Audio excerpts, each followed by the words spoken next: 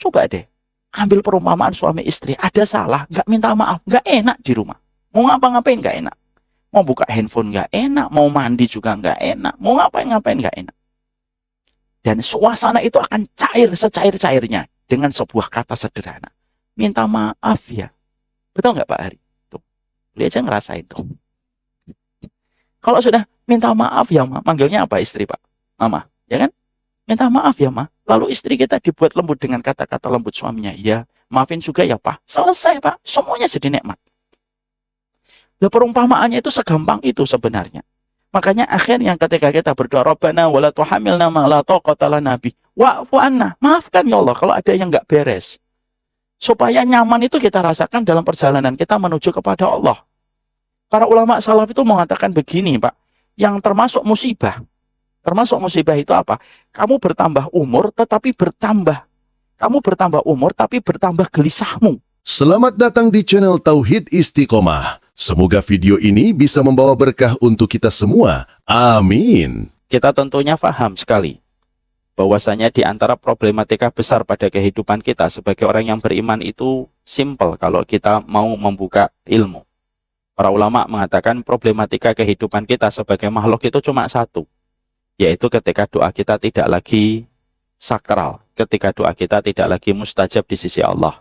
Disitulah berbagai macam problematika itu terjadi pada kehidupan kita.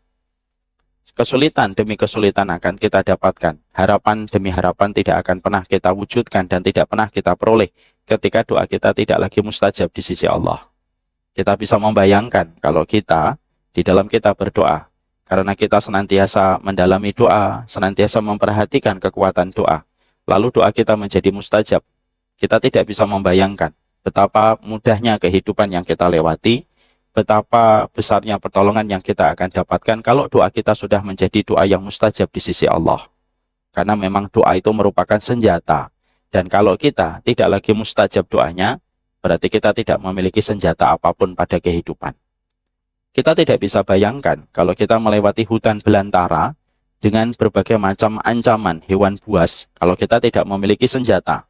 Kita tidak bisa menghadapi ular, kita tidak bisa menghadapi anaconda, piton, kita tidak bisa menghadapi beruang kalau kita tidak memiliki senjata. Karena pada dasarnya kekuatan manusia itu jauh di bawah kekuatan yang lainnya, di mana itu merupakan bagian dari sebuah penciptaan Allah. Nah, inilah yang menjadikan kita paham. Sesungguhnya problematika manusia itu terletak ketika doanya tidak lagi terdengar di sisi Allah. Itulah problematika kita sebagai manusia. Inilah yang menjadikan kita akhirnya paham. Banyak sekali kehidupan orang-orang solih.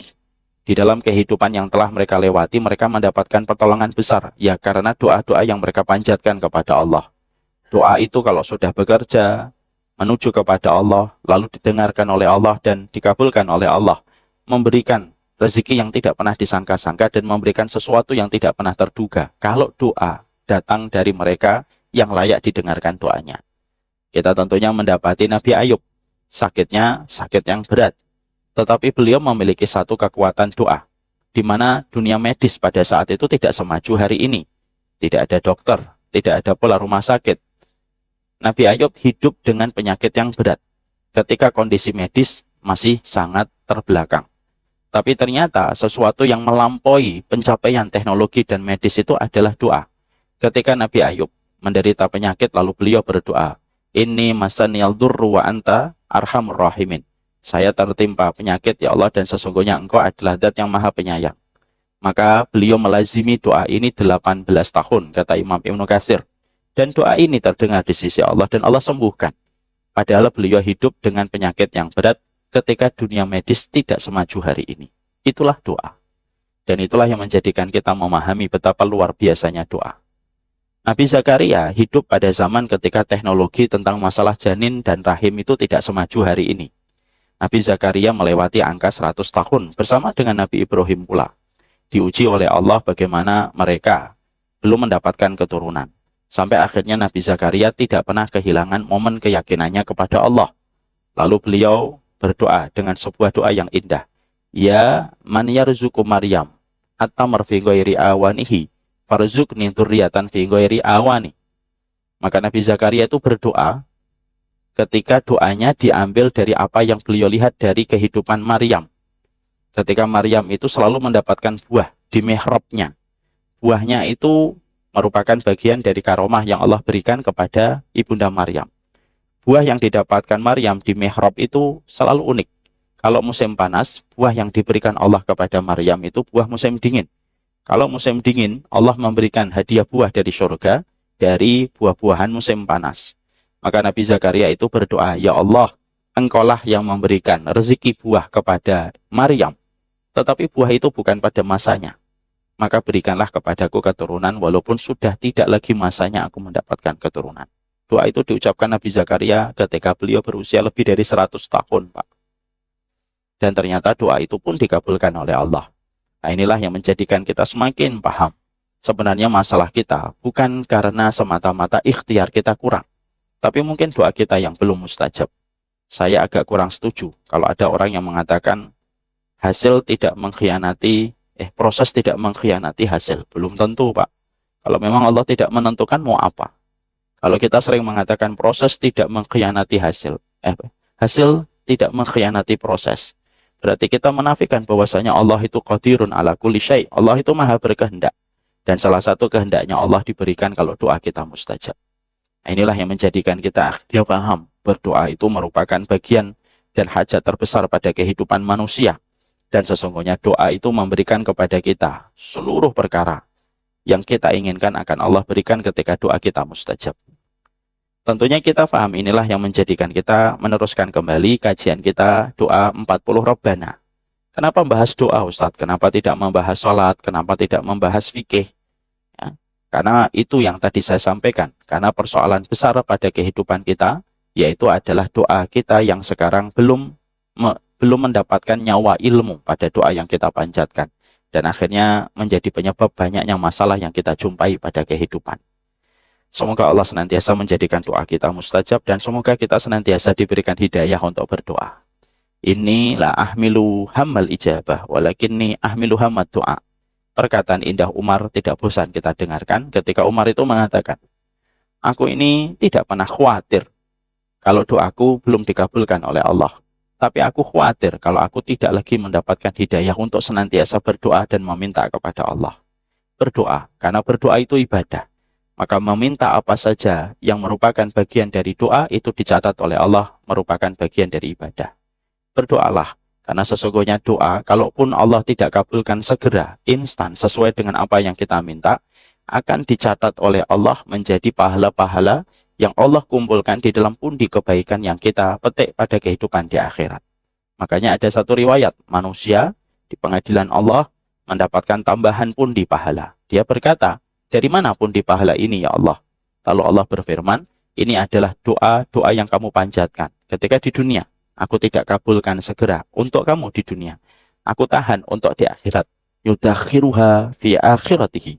Aku simpan doa-doamu di dalam kehidupan di akhirat. Dan akan dikembalikan sama Allah menjadi sebuah pahala untuk kita." Coba kalau nanti kita habis ngaji, kita pulang. Melihat apapun kita berdoa kepada Allah. Kalaupun tidak terwujud, maka Allah akan yudakhiruha fi akhiratihi. Allah akan kumpulkan, Allah akan tabung, Allah investasikan menjadi kebaikan yang kita dapatkan kelak pada kehidupan di akhirat. Apakah ada ibadah yang seindah dan semudah ini? Kalau kita ingin mendapatkan pahala umroh, kita harus nunggu dari habis subuh sampai kita suruh kita mendapatkan pahala umroh. Kalau kita ingin mendapatkan pahala setiap satu hurufnya 10 kebaikan, kita membaca Al-Quran. Kalau kita ingin mendapatkan pahala yang besar, kita sedekah pagi. Biasanya ada effort yang dilakukan dan ada pengorbanan yang harus diberikan. Tapi beda dengan doa. Doa itu tinggal berucap, sembari memperbaiki niat, memperbaiki cara kita meminta. Itu pun sudah merupakan doa yang Allah kembalikan menjadi pundi pahala untuk kita. Makanya kita iri kepada siapa? Bukan hanya kepada mereka yang pandai sholat, tapi kita iri kepada mereka yang tidak pernah bosan meminta kepada Allah dan berdoa kepada Allah. Iri, Pak, kita. Kenapa? Berarti dia tahu bahwasanya Allah lah tempat dia memiliki harapan. Makanya setan memberikan kepada kita talbis. Apa itu talbis? Talbis itu sesat, jebakan. Setan itu ngasih kita jebakan. Jebakannya itu apa? Dia berkata, seakan-akan nasihatnya baik. Mengatakan, udahlah, Jangan banyak doa, malu sama Allah, dosamu banyak. Akhirnya kita yang asalnya berdoa, tidak mau berdoa. Yang asalnya kita mau meminta, merasa malu. Padahal Allah tidak pernah mengatakan kepada kita untuk malu meminta kepadanya. Berdoalah karena sesungguhnya Allah itu zat yang sangat malu kepada mereka yang berdoa. Kalau yang berdoa itu menarik tangannya dalam kondisi kosong. Semoga kita paham betapa pentingnya masalah doa dan semoga kita di masa-masa senja kita, salah satunya adalah memperbanyak doa kita kepada Allah Subhanahu wa taala. Karena Umar bin Khattab ketika beliau sudah menyadari masa senjanya datang, tidaklah Umar bin Khattab kecuali memperbanyak doa. Dan Masya Allah ya, doanya Umar bin Khattab semuanya dikabulkan oleh Allah di masa senja beliau. Beliau minta supaya dimatikan, tidak menjumpai fitnah, Allah kabulkan. Beliau meminta supaya diwafatkan di kota Madinah, Allah kabulkan. Beliau minta supaya diwafatkan dalam kondisi mati syahid, Allah kabulkan. Dan itu karena rajinnya seorang Umar bin Khattab berdoa di usia senjanya, sampai beliau meninggal dunia ditusuk oleh Abu Lu'lu'ah al-Majusi. Setelah kita paham betapa pentingnya dan betapa besarnya hajat kita kepada doa untuk review dan mengulang kembali serta mengingatkan kembali, tentunya kita paham doa Robbana menjadi prioritas kita. Karena doa Robbana itu unik. Karena uniknya itu kita menjumpai dan kita mendapati doa Robbana itu dimulai dari kata Ya Robbana. Ya-nya makhluf, ya-nya dihilangkan langsung oleh Allah sendiri. Langsung setiap manusia mengucapkan Robbana. Dan sesungguhnya Robbana ini diucapkan langsung oleh Allah Subhanahu wa taala dengan kata ya tanpa ada ya-nya tetapi langsung Robbana untuk menunjukkan kedekatan yang berdoa kepada yang meminta, kepada yang diminta yaitu adalah Allah. Nah, itulah doa. Ya, jadi saya ingat pula doa Robbana itu juga diajarkan langsung oleh Allah kepada Nabi Adam itu ya dengan Robbana dzalamna anfusana. Itu yang mengajarkan langsung dari Allah. Jadi ada sebuah peristiwa, saya sampaikan sedikit. Jadi ada sebuah peristiwa Bapak dan Ibu. Ketika Nabi Adam akan diturunkan dari surga bersama dengan Hawa setelah memakan buah yang diharamkan oleh Allah, pada saat itu Allah itu menginterogasi. Allah itu menginterogasi Nabi Adam dan Hawa. Wahai Adam, kenapa kamu makan buah yang aku haramkan bersama dengan Hawa? Maka pada saat itu tampillah Nabi Adam untuk menjawab. Ya, ini menjadi pelajaran untuk kita ya Pak. Kalau ada masalah, yang harusnya ngomong itu suami, jangan perempuan. Kadang-kadang kita mendapati ada satu masalah yang rocos perempuan, laki-lakinya malah diam. Itu tidak benar kalau kita lihat pada kisahnya Nabi Adam. Nabi Adam itu ketika ditanya, hei Adam, kenapa kamu makan buah yang aku haramkan bersama dengan Hawa? Di sini ada sebuah jawaban indah dari Nabi Adam kepada Rasulullah, kepada Allah. Maldonantu anna ahadan yahlifu bika kadziban. Ya Allah, saya itu tidak pernah nyangka ada orang yang tega menyebut namamu untuk berdusta. Karena pada saat itu iblis menggoda Adam untuk memakan buah ini sembari dia bersumpah atas nama Allah. Saya tuh tidak pernah nyangka ya Allah. Saya kira orang tuh kalau mencatat namamu itu dia pasti tahu namamu itu agung dan tidak dipakai untuk berdusta. Ya, makanya kalau ada orang manusia bersumpah atas nama Allah dia berdusta ya persis sebagaimana iblis. Dan itu yang dikatakan oleh Nabi Adam. Dan Nabi Adam ketika menjawab itu, Allah itu merahmati. Allah itu sayang sama Adam. Tapi bagaimanapun prosedur hukuman tetap harus dijalankan. Maka ibarat kata dan ilustrasinya, seakan-akan Nabi Adam, seakan-akan Allah itu mengatakan, ya, saya tahu kamu ditipu, wahai Adam. Tapi bagaimanapun hukuman tetap harus jalan. Tapi sebelum turun, Allah itu ngasih sangu, Pak. Ngasih uang saku kepada Adam. Uang sakunya apa? Uang sakunya bukan kekuatan, super. Sebagaimana Superman. Uang sakunya kepada Nabi Adam itu bukanlah uang yang banyak, yang bisa mendapatkan apa yang dia mau. Tidak. Tapi Allah memberikan uang saku, modal kepada Nabi Adam, supaya Nabi Adam itu bisa balik ke surga itu dengan mengajarkan sebuah doa. Robbana dzalamna anfusana. Itu dari Allah. Makanya itulah maksud dari ayat Allah. Fatalaqa Adamu min rabbih kalimatin fataba alaihi. Allah itu, Nabi Adam itu menerima kalimat dari Allah. Ya, yang Allah akhirnya menerima taubatnya Nabi Adam. Apa kalimat yang Allah terima? Apa kalimat yang Nabi Adam terima dari Allah? Rabbana dzalamna anfusana itu. Dan itu menunjukkan betapa kalimat Rabbana itu merupakan kalimat yang diajarkan langsung oleh Allah. Sekarang mari kita buka surat Al-Baqarah 286. Bagi bapak-bapak yang tidak membawa buku, silahkan dibuka surat Al-Baqarah 286. Monggo Pak Jerry dibaca dulu.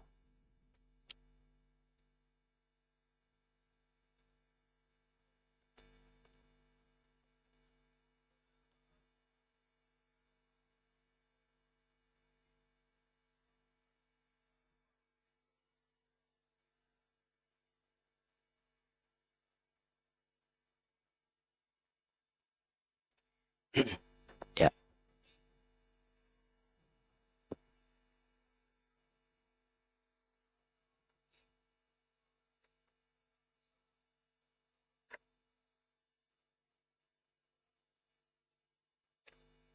Ya. Kita akan membahas dan meneruskan pembahasan akhir dari surat Al-Baqarah 286. Satu ayat yang memiliki keutamaan besar. Satu ayat bersama dengan ayat 285 yang apabila kita baca ketika di waktu malam, lalu kita malam itu tertidur dan tidak melaksanakan sholat malam dan sholat tahajud, tapi kita melazimi dua ayat yang terakhir pada surat Al-Baqarah, maka pahalanya sama dengan mereka yang melaksanakan sholat tahajud ketika mereka terlewatkan. Ini memiliki keutamaan yang sangat besar dan sudah kita bahas. Setelah kita kemarin membahas Rabbana wala tuhammilna ma la taqata lana bih. Ya Allah, janganlah engkau bebankan atau engkau pikulkan kepada kami beban yang kami tidak sanggup memikulnya. Ini sudah kita bahas. Kita menuju kepada kata dan kalimat setelahnya. Wa'fu anna waghfir lana warhamna.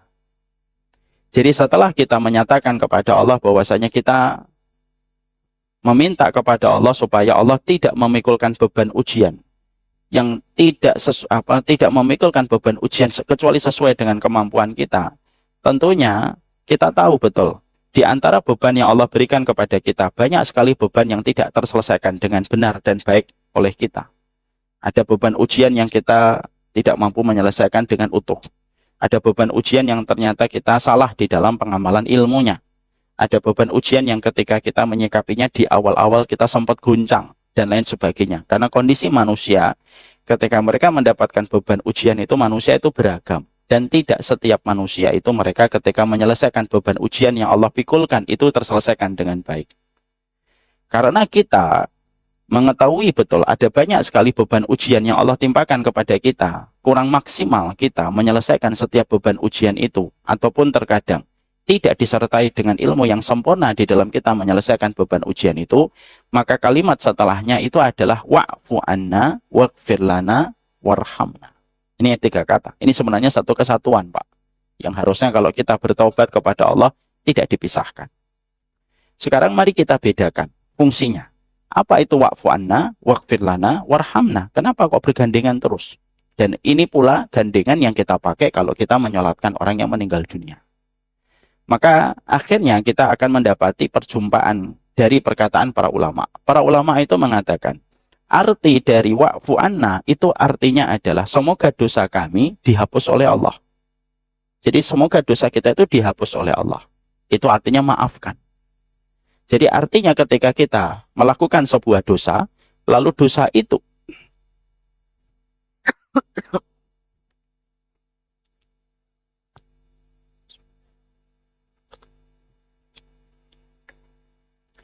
lalu dosa itu kita sesali ketika kita rasa ada banyak yang kurang sempurna pada kehidupan kita. Jangan hanya mengatakan ampuni ya Allah. Tapi yang pertama kali kita ucapkan sebagai bentuk adab kita kepada Allah, maafkan saya dulu. Maafkan saya. Maafkan saya itu artinya adalah dihapus dosa-dosa kita dan kemaksiatan yang hitam yang meninggalkan bekas di jejak permukaan hati kita itu, kita minta kepada Allah supaya kita itu dihapuskan catatan hitam itu. Supaya hati kita yang asalnya di permukaannya ada titik-titik noda hitam karena dosa yang kita lakukan, kalau kita dimaafkan oleh Allah, hitamnya titik di permukaan hati kita diganti oleh Allah yang putih. Karena putihnya hati itu kita perlukan supaya kita cepat merasakan nikmatnya ibadah. Yang menjadikan kita gagal merasakan nikmatnya ibadah itu bukan karena ibadah itu tidak memberi nikmat, tapi hati kita yang sakit karena banyaknya noda hitam. Teh itu nikmat, Pak, bagi yang suka teh. Tapi kapan teh ini tidak nikmat bagi pecintanya? Kalau kita dalam kondisi sakit. Nasi uduk, menu pagi ini apa? Nasi uduk ya, Pak. Atau soto. Soto itu nikmat, tapi bagi yang sehat. Bagi yang tidak sehat, tidak terasa nikmat. Maka sesungguhnya kapan hilangnya kenikmatan dalam ibadah itu? Dikatakan oleh para ulama salaf, nikmatnya ibadah itu hilang ketika kita melakukan kemaksiatan. Kemaksiatan menimbulkan dampak adanya titik hitam di permukaan hati.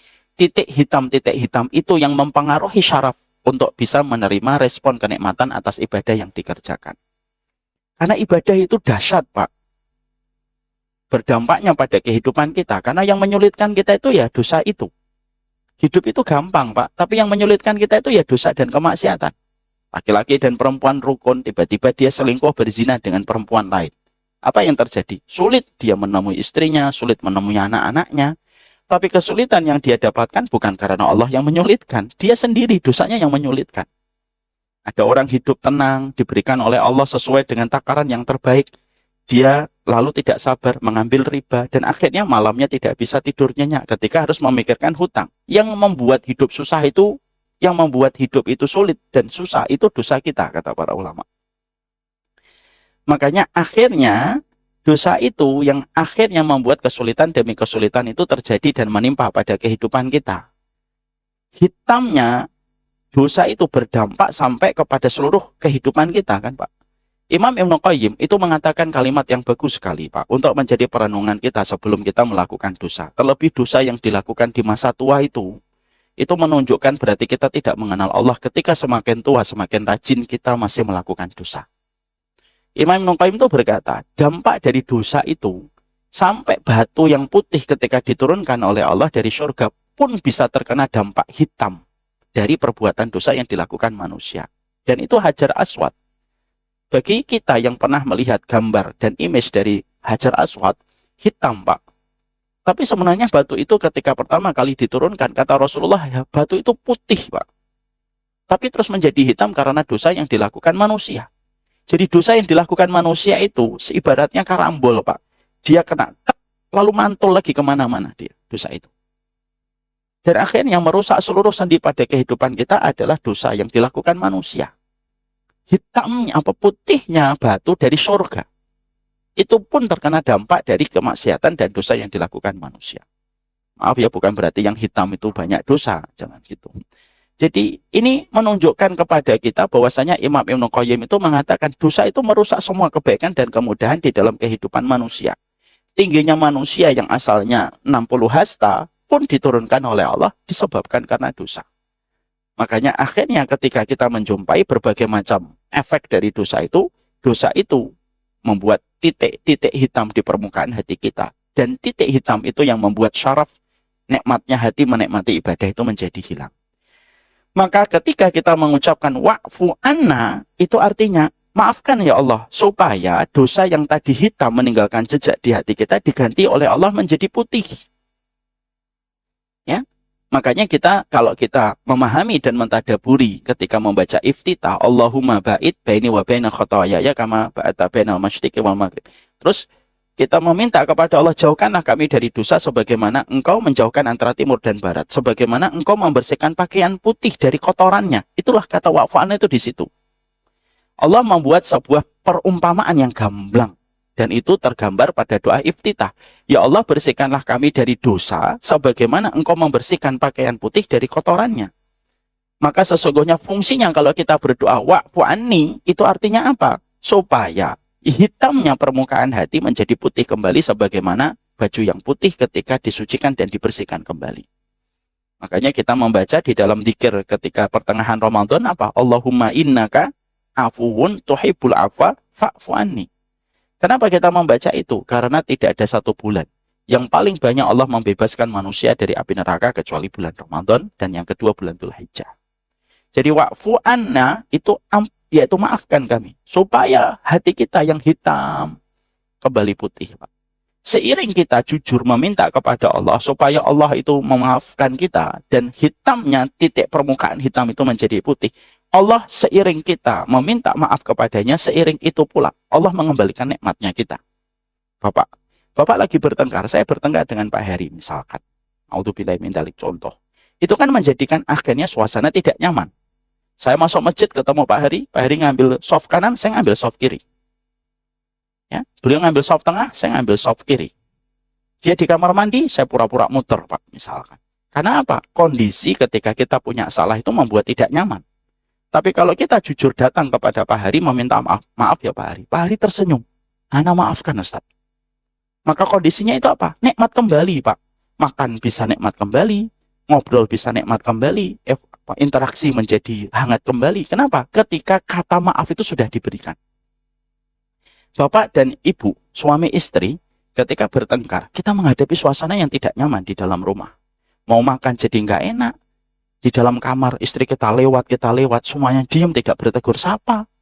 Kita kadang mengatakan sama anak kita, tuh ngomong sama ibumu. Nah itu berarti kita lagi bertengkar. Istri kita ngomong, tuh ngomong sama bapakmu tuh. Nah itu berarti kita lagi bertengkar. Kondisinya itu nggak enak Pak. Tapi ketika kita akhirnya, bismillah lah, memang saya itu tugasnya memaafkan istri. Kita akhirnya melembut kepada istri kita, dan istri lebih melembut kepada kita. Dimulai dengan kata, maafin saya ya Bi, atau maafin saya ya Bu. Lalu akhirnya pelukan, akhirnya suasana yang tadi tidak enak menjadi enak kembali. Makan megono lagi di depan, ya, makan lagi nasi uduk, makan bubur, menjadi enak kembali. Kapan? Kalau maaf itu sudah diberikan Pak. Yang membuat tidak nyaman hubungan kita sama Allah itu bukan Allah yang nggak sayang sama kita. Kita yang membuat barrier, membuat penghalang antara kita dengan Allah ketika dosa itu tidak minta dimaafkan sama Allah. Makanya ada seorang ulama salaf namanya Sa'id bin Musayyib. Beliau mengatakan, aku kalau melakukan dosa, aku tebus dengan melakukan 100.000 kali istighfar setiap satu dosa. Itu menunjukkan kepada kita, kenyamanan itu kita dapatkan tepat ketika kita banyak minta maaf sama Allah. Nah makanya, kalau hidup kita terasa resah, gelisah, kan banyak orang hari ini merasa resah, gelisah, tapi tidak tahu apa yang membuatnya gelisah. Mobil sudah ada, rumah sudah ada, tanah sudah ada, rumah kedua, ketiga pun sudah ada. Tapi kenapa kok malam gelisah, melakukan aktivitas kemerungsung, kata orang Jawa. Dalam kondisi penuh rasa khawatir, kegelisahannya tidak bisa untuk dijelaskan dengan kata-kata. Mungkin kegelisahan demi kegelisahan yang kita peroleh dan kita dapatkan simple kok. Antara kita dengan Allah ada salah. Lah salahnya ini kita nggak minta maaf. Ya kondisinya nggak akan enak. Hidup juga nggak akan enak. Coba deh, ambil perumpamaan suami istri. Ada salah, nggak minta maaf, nggak enak di rumah. Mau ngapa-ngapain nggak enak. Mau buka handphone nggak enak, mau mandi juga nggak enak, mau ngapain-ngapain nggak enak. Dan suasana itu akan cair secair-cairnya dengan sebuah kata sederhana. Minta maaf ya. Betul nggak Pak Hari? Tuh, dia aja ngerasain tuh. Kalau sudah minta maaf ya Ma, manggilnya apa istri Pak? Mama, ya kan? Minta maaf ya Ma. Lalu istri kita dibuat lembut dengan kata-kata lembut suaminya. Ya, maafin juga ya Pak. Selesai Pak, semuanya jadi nikmat. Lah perumpamaannya itu segampang itu sebenarnya. Makanya akhirnya ketika kita berdoa, Rabbana wala tuhamilna ma la taqata lana bi wa'fu anna. Maafkan ya Allah kalau ada yang nggak beres. Supaya nyaman itu kita rasakan dalam perjalanan kita menuju kepada Allah.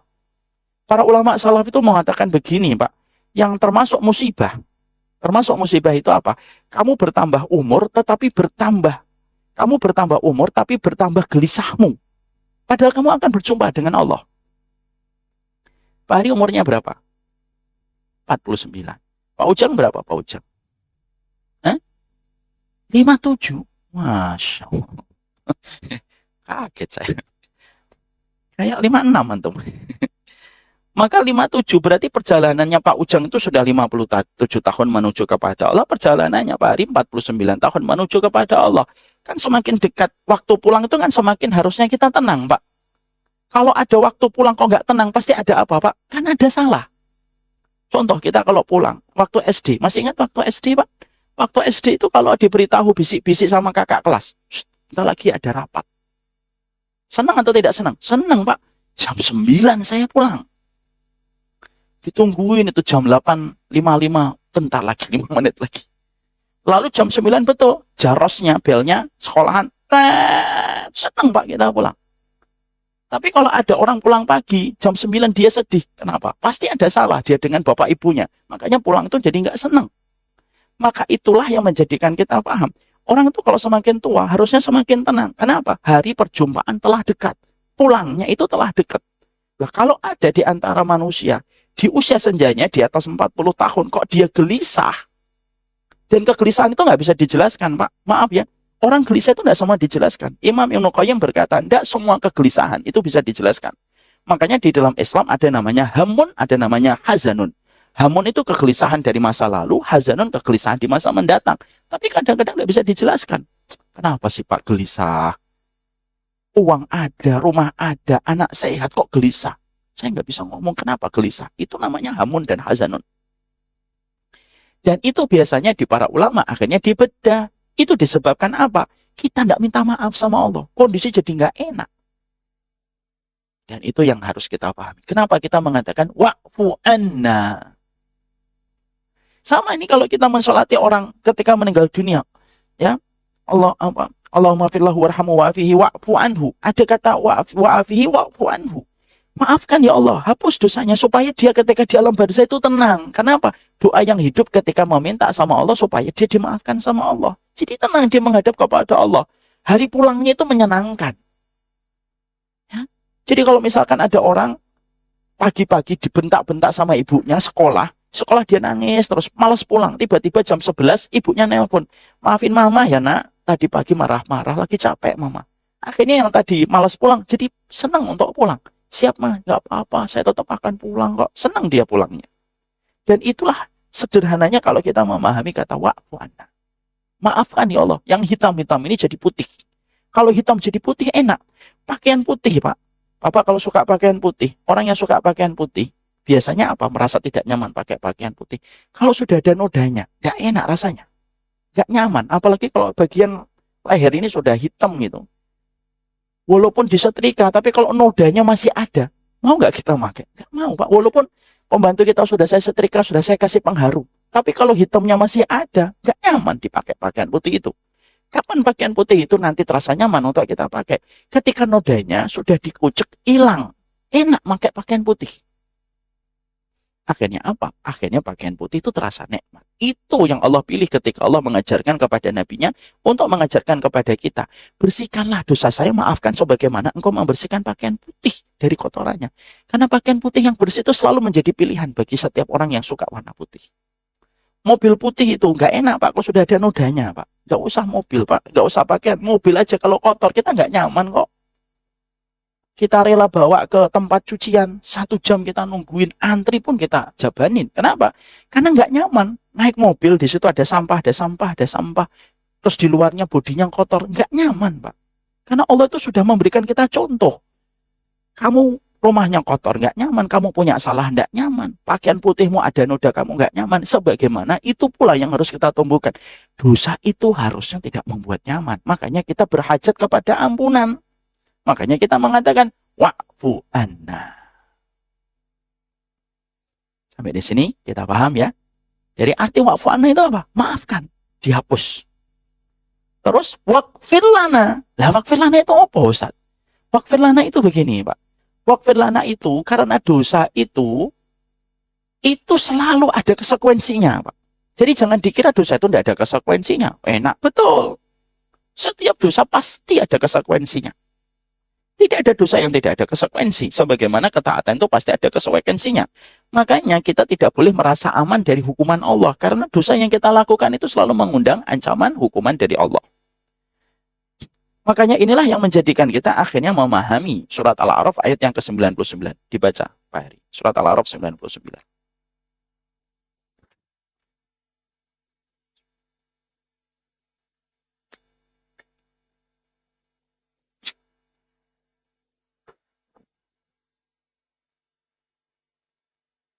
Al-A'raf 99.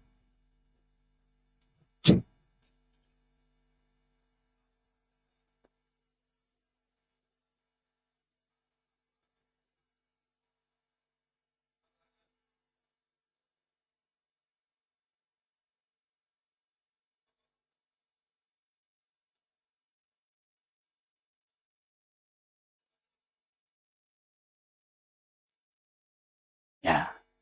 Ini Pak, nanti kalau kita membaca tafsirnya itu simpel dan sederhana. Dosa itu selalu ada bayangan hukuman dari Allah.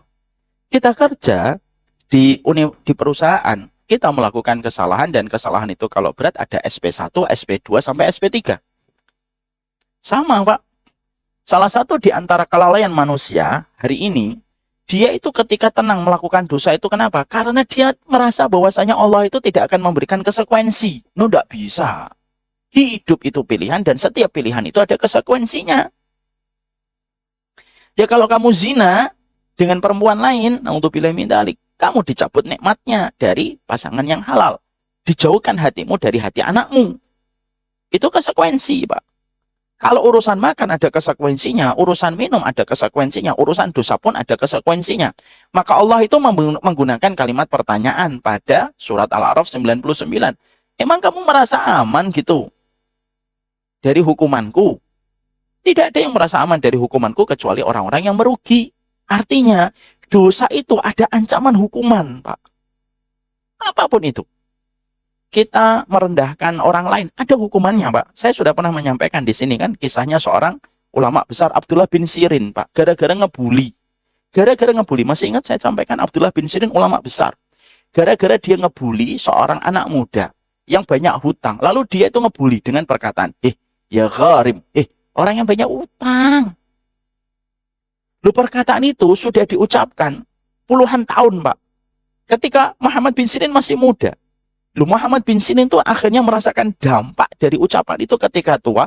Dia terlilit utang, dijebloskan ke penjara. Dan ketika dijebloskan ke penjara, namanya ulama mengevaluasi. Kenapa kok saya dijebloskan ke penjara itu gara-gara utang? Biasanya kan dimasukkan penjara karena membela kebenaran gitu. Kayak Imam Ahmad dan lain sebagainya. Imam Ahmad dipenjara karena membela kebenaran Quran. Lah Ibnu Sirin itu dipenjara karena nggak bisa bayar utang. Dijebloskan penjara. Mikir kenapa ya? Oh ya Allah, saya dulu pernah ngomong kepada anak muda yang gharim. Gara-gara omongan itu naik ke langit dan akhirnya menimpa kepada saya. Kesulitan yang saya peroleh di masa senja saya. Itulah yang namanya makar Pak Allah, Pak. Kenapa? Makar Allah itu menyertai siapapun yang berbuat jahat dan siapapun yang berbuat dosa. Allah itu maha adil. Dan salah satu konsekuensi dari maha adilnya Allah, tidak ada satu perbuatan kecuali Allah melahirkan konsekuensi. Kalau kamu berbuat taat, aku balas. Kalau kamu berbuat dosa, ya kamu harus siap dengan ancaman. Lah, apa hubungannya surat Al-A'raf 99 dengan wa'fu anna waghfir lana? Kita itu minta, ya Allah, maafkan saya, ampuni. Ampuni itu apa? Supaya kita tidak mendapatkan hukuman. Kalau dalam bahasa pidana, kita mendapatkan gerasi. Atau kita mendapatkan amnesti atau apapun lah nama hukum pidananya. Itu ada, Pak. Kenapa hukuman 20 tahun bisa turun menjadi 10 tahun dijalani? Karena dia mendapatkan gerasi. Dia mendapatkan amnesti. Dalam kasus pidana, kita mengenal gerasi dan amnesti. Dalam hitungan pidananya, manusia di hadapan Allah, itu ada gerasinya. Gerasinya itu gimana? Kalau kita diampuni oleh Allah. Makanya kita meminta kepada Allah, waghfir lana, ampuni ya Allah, supaya dosa-dosa yang telah aku lakukan tidak berdampak pada kesulitan-kesulitan yang aku jumpai di masa mendatang. Entah besok, entah lusa, entah masa mendatang.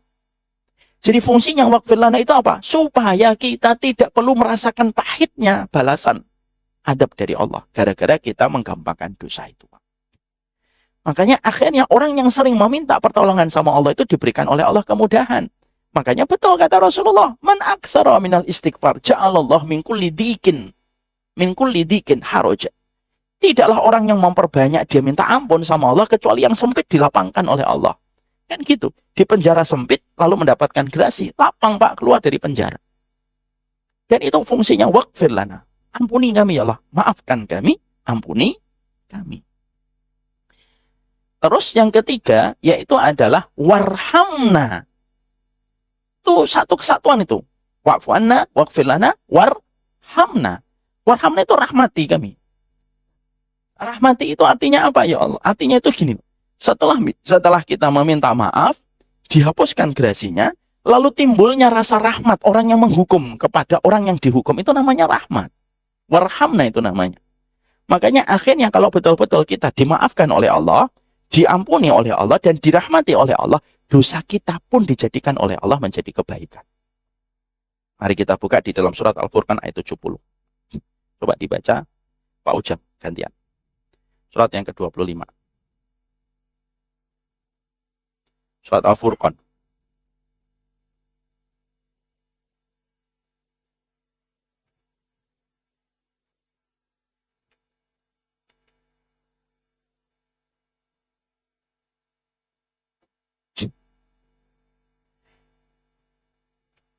illa man taba wa amana wa amila salihan fa ulaika yubadilullah sayyi'atihim hasanat.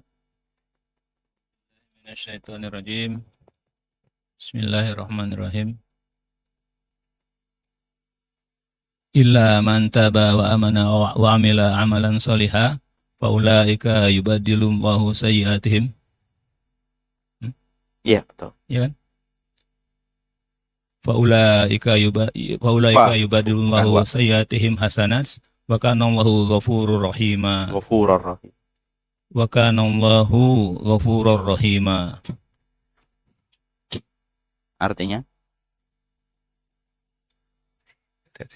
Artinya, kecuali orang-orang yang bertobat dan beriman dan mengerjakan kebajikan, pelan-pelan, maka Pak Ujang.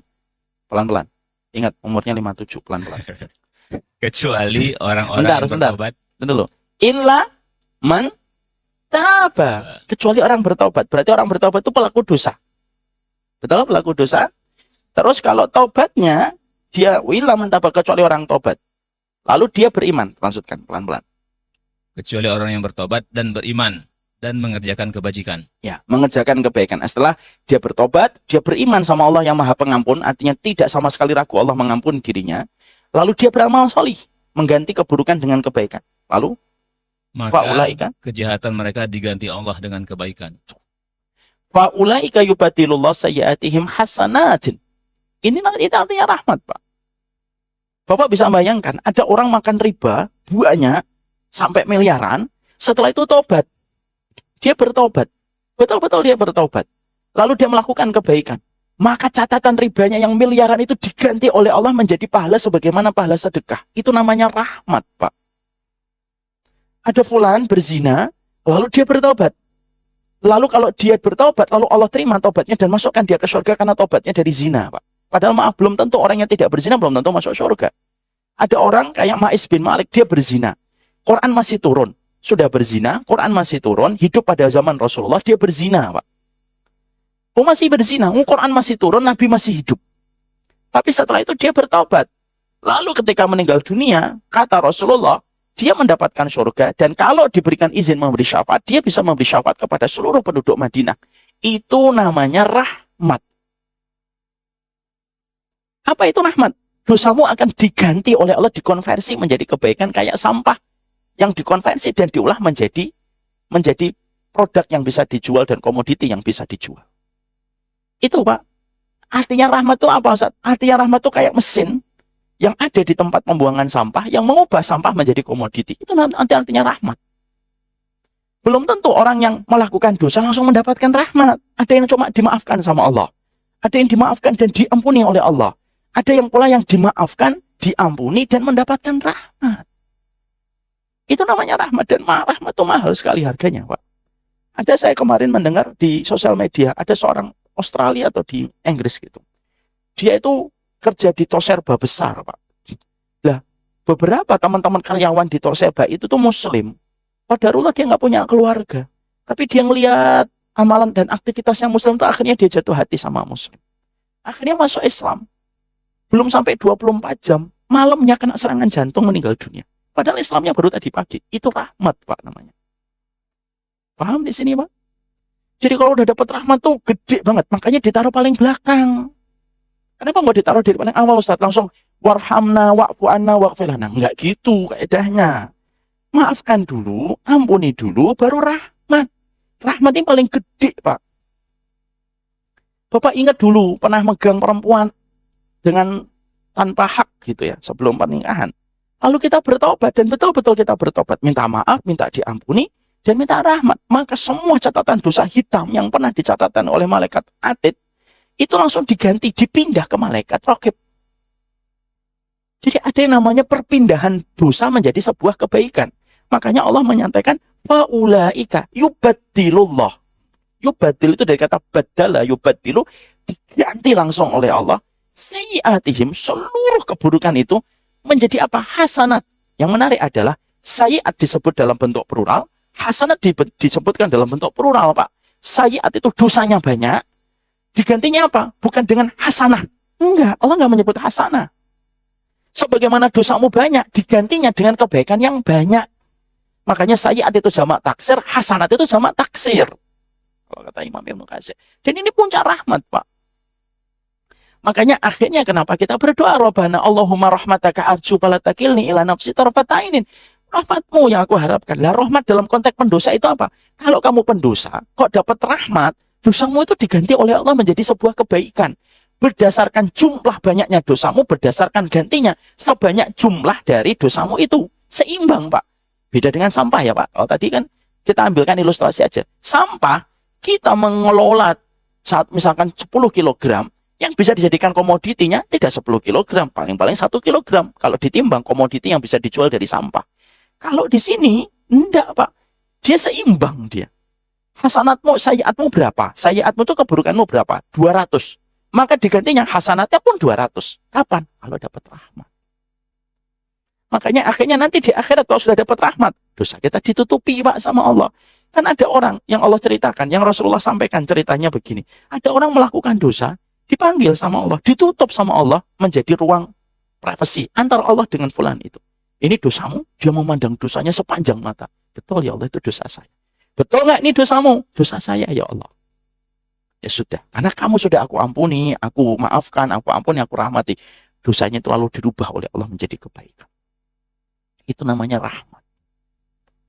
Makanya nikmat, Pak, kalau kita berdoa, wa'fu anna, waghfir lana, warhamna. Yang selama ini kita cuma amin, amin. Tapi kita nggak ngerti posisi masing-masing dan maknanya. Akhirnya disitulah kita mengerti. Wa'fu anna artinya apa, waghfir lana artinya apa, warhamna itu artinya apa. Pak Ujang paham? Udah lah 57 masuk nggak paham. Maka akhirnya disitulah yang menjadikan kita memahami. Wa'fu anna, waghfir lana, warhamna. Anta maulana, fangsurna alal qaumil kafirin. Nah, inilah menjadi pembahasan kita pekan depan kalau tidak ada udzur. Kalau tidak ada udzur, insya Allah kita lanjutkan. Anta maulana fangsurna alal qaumil kafirin. Barakallahu fikum. Ini yang dapat kita sampaikan. Kita sudah semakin paham setiap letak-letak dari ayat-ayat itu. Indahnya ilmu, Pak, meluruskan yang bengkok, memberikan cahaya pada apa yang tidak kita ketahui. Makanya betul, Allah itu kalau menginginkan kita baik itu simpel. Allah jadikan kamu paham. Inilah nikmatnya kita kalau diinginkan oleh Allah dalam kebaikan. Ini yang dapat kita sampaikan. Semoga Allah memberikan keberkahan di dalam setiap urusan kehidupan kita, insya Allah. Semoga yang memiliki hutang, Allah bayarkan hutangnya.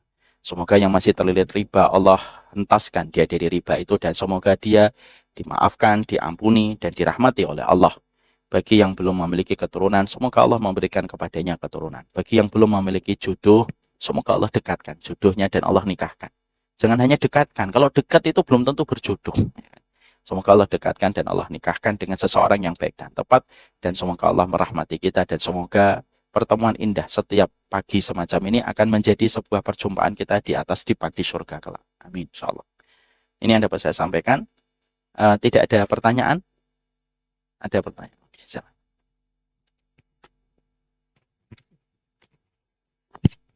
Bismillahirrahmanirrahim. Assalamualaikum warahmatullahi wabarakatuh.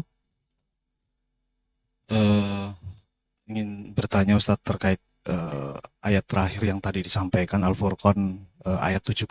Ya. Bahasanya juga kalau di negeri kita sendiri banyak juga yang ternyata perbuatan dosa itu dibarengi dengan kebaikan. Ya. Gitu loh, banyak. Saya kebetulan ada di Bandar Lampung, jadi kemarin juga pernah ada kepala daerah yang hampir sudah menjadi kepala daerah, menyuruh semua ASN-nya untuk melaksanakan sholat berjamaah di masjid, itikaf di masjid, tapi juga melakukan hal yang tidak baik gitu loh. Nah itu ketika hal yang seperti itu berjalan berbarengan gitu loh, itu konsekuensinya seperti apa? Ya. Kalau di sini kan bertobat, terus kemudian Allah beri kebaikan, terus orang itu melakukan kebajikan. Ya. Begitu. Terima kasih. Wassalamualaikum warahmatullahi wabarakatuh. Yang pertama, Pak, kaidah kita melakukan ketaatan itu adalah tidak mencampurkan kebaikan dan keburukan di satu tempat di waktu yang bersamaan. Wala talbisul haqqa bil batil wa antum ta'lamun. Jangan mencampurkan antara kebenaran dan kebatilan. Apalagi dengan sebuah niatan bahwasanya dia melakukan kejahatan, lalu dia langsung berniat melakukan kebaikan supaya dengan kebaikan yang dia niatkan itu untuk langsung menghapuskan jejak dari sebuah dosa yang dia kerjakan. Contoh, Dia niat nih. Ada beberapa contoh Pak, orang Saudi dulu. Ini yang ngomong bukan saya, Syekh. Orang-orang Saudi itu punya gaya kehidupan semacam ini. Mereka pelesir ke seluruh dunia. Ke Indonesia, ke Jerman, kemana-mana. Dengan melakukan hal-hal yang tidak terduga. Dengan melakukan hal yang melampaui batas. Tapi setiap mereka balik ke Saudi, mereka mampir dulu ke Madinah. Mereka mampir dulu untuk ke Raudhah. Setelah itu dia umroh. Dia berikan waktu 3 hari. Dengan mengatakan dan berniat untuk menghapuskan dosa. Yang dosa itu sudah diniatkan juga. Ini nggak boleh. Nggak boleh. Orang akan berzina. Ada Pak, ini naudzubillah min dzalik, tapi ada seorang ustaz cerita ke saya. Semoga kita terhindar dan kita bukan mengolok-olok dosa ya. Kita ngambil pelajaran. Ada seorang ustaz yang datang kepada saya. Ada orang yang dia itu kalau sedekah, tapi niatnya sudah zina duluan. Jadi dia sedekah 200 juta, 300 juta. Tapi sebelum sedekah itu diberikan, dia zina dulu. Dia booking perempuan. Nanti setelah booking perempuan, bayar perempuan itu, naudzubillah min dzalik. Setelah itu dia sedekah transfer 200-300 juta. Lalu dengan itu dia merasa sudah terhapus. Apa yang kita harus khawatirkan Pak? Ini namanya merasa aman dari hukuman Allah. Afa aminu makrallah. Emang kamu merasa aman dari hukuman Allah? Dan ini yang menjadikan kita paham. Ini hubungan transaksional Pak. Ya sudah nanti dosa gampang lah, nanti saya sedekah. Itu yang tidak boleh Pak. Kapan kita menerapkan kaidah wa'at bi'isayyi'atal hasanata tamhuha? Ikutilah perbuatan yang buruk dengan perbuatan baik. Ya ketika kita betul-betul sudah menahan diri dari perbuatan buruk, tapi akhirnya kita tergelincir juga dengan perbuatan buruk. Kalau akhirnya timbul penyesalan karena sudah menahan diri tapi tetap tergelincir, ya sudah ikuti dengan perbuatan baik. Tapi bukan sesuatu yang sudah direkayasa dan disetting dari awal sebelumnya. Nggak boleh Pak. Ada seorang wanita cerita, dia berzina. Gara-gara rayu maut laki-lakinya. Dan laki-lakinya itu ngaji. Kita nggak menghinakan, tapi kita ngambil ibrah. Laki-lakinya itu ngaji. Dan anehnya, perempuan itu mengatakan, setiap dia merayu saya untuk melakukan perzinahan, dia selalu berkata, Allah Maha Pengampun. Dibuka jilbab. Nah, ini nggak boleh, Pak. Tentunya kita berlindung diri dan kita tetap mendoakan. Ya, semoga diampuni oleh Allah. Ya, karena kita menghina dosa orang kan kita khawatir akan terkena dosa itu diujikan kepada kita. Tapi itu menjadi sebuah ilmu serta hikmah bagi kita. Tidak bisa semacam. Banyak koruptor yang mereka ketika mengambil uang haram, mereka tuh sudah punya niat. Ambilnya 2 miliar. Nanti untuk anak yatimnya 1 miliar. Cari dia panti asuhan. 1 miliar. 1 miliarnya dikantongi. Nah, dia tenang. Kenapa? Kan saya ngambil 2 miliar. Lalu saya sedekahkan 1 miliar. 1 miliar itu akan menghapus 1 miliar yang saya kantongi. Dia lupa. Innallaha thayyibun wa la yaqbalu illa thayyiban. Allah itu baik. Nggak mungkin nerima yang nggak baik. Allah itu baik dan nerima pasti yang baik. Tidak menerima yang tidak baik. Nah, itulah pintar-pintarnya setan. Dan setan itu berkolaborasi dengan hawa nafsu. Semoga Allah jaga kita. Saya ingatkan kembali ya Pak untuk saya. Kalau kita melihat ada saudara kita melakukan dosa, kalaupun kita menceritakan kembali, bukan untuk mengolok-ngoloknya, tapi mengambil pelajaran darinya. Karena kalau kita sudah mengolok-ngolok dosa orang, kita tidak akan dimatikan oleh Allah sampai kita diuji dengan dosa yang sama dan belum tentu kita selamat. Allah alam bisa. Ada lagi? Ojang? Ya Ustaz, kaidah sebaliknya. Kaidah Bahwa apa? setiap perbuatan buruk itu akan menghapus perbuatan baik. Sebagaimana api membakar jerami gitu. Ini dosa-dosa pahala-pahala yang perbuatan baik itu akan berguguran. Ini apakah berlaku untuk dosa yang sekufu lah, selevel dengan perbuatan baik tersebut atau bagaimana Ustaz? Semua taubat selama dilakukan dengan proses yang benar, diilmui dalam proses taubatnya, dengan kejujuran kepada Allah, tidak ada yang tidak diampuni oleh Allah, Pak. Umar bin Khattab itu dosanya apalagi yang lebih besar daripada dosanya Umar bin Khattab? Beliau melakukan syirik. Ada dosa lebih besar dari syirik? Tidak ada. Ada banyak saudara kita yang masuk Islam di Masjid Baitur Rahman, betul? Ketika kita tanya agamanya apa? Agama ini, agama ini, agama ini sebelumnya. Dia bersyahadat. Ada nggak dosa yang lebih besar daripada kesyirikan? Nggak ada. Diampuni atau tidak? Kalau dia betul-betul bertobat, diampuni, Pak Ujang. Insya Allah diampuni. Selama betul-betul prosesnya benar. Tentunya kita harus paham. Allah itu mengajarkan kepada kita. Tobat itu dua. Taubatus shadiqin wa taubatul kadzibin. Tobatnya orang yang jujur dan tobatnya orang yang pendusta. Tinggal itu aja kita mengilmuinya supaya perjalanan tobat kita maksimal dan sempurna. Paham Pak Ujang? Mana? Agak terbalik, Ustaz. Maksud saya perbuatan buruk yang bermaksiat yang menghapus dosa-dosa, menghapus pahala perbuatan. Oh itu, ya ada. Baik. Dosa itu ada dua secara sederhana dari tinjauan apa yang ditanyakan sama Pak Ujang. Ada dosa yang sifat dari dosa itu hanya mendatangkan keburukan. Tapi tidak ada konsekuensi lagi setelah itu. Ada dosa yang kedua. Dosa yang kedua itu konsekuensinya apa? Menghilangkan kebaikan yang telah kita lakukan. Jadi pemadam pahala. Apa dosa-dosa yang menjadi bagian dari spesifikasi pemadam pahala? Satu, kayak meninggalkan sholat asar. Meninggalkan sholat asar itu berbeda dengan ninggalin sholat duhur.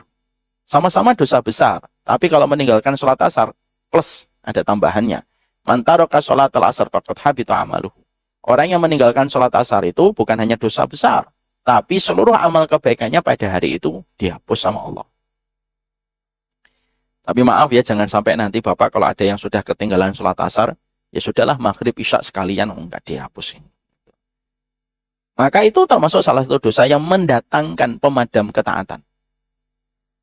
Yang kedua, yang termasuk di antara pemadam pahala ketaatan, yaitu orang yang mereka tidak lapang pada ridho yang pahit yang Allah berikan kepadanya.